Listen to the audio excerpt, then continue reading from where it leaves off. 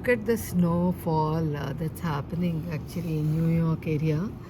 On my windowsill, I see so much snow. Chala. There's a lot of snow here. You can see all the snowfall.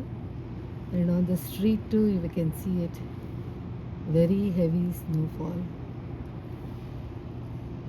Actually, it was completely gone, almost gone, I should say. Yesterday when it started raining, but today, whole day it has been.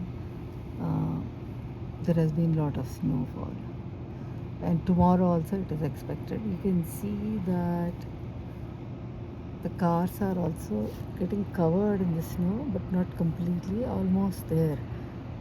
Some cars actually in the last winter, in the last 3 weeks back when there was a heavy fall, actually the cars were completely buried in the snow, very thick one. So I think tomorrow also the snow is going to continue. You can see the fall. It looks very beautiful, very enchanting. And when I opened the window actually just now, the snow, the fall is entering actually on me too. So it's really, really beautiful.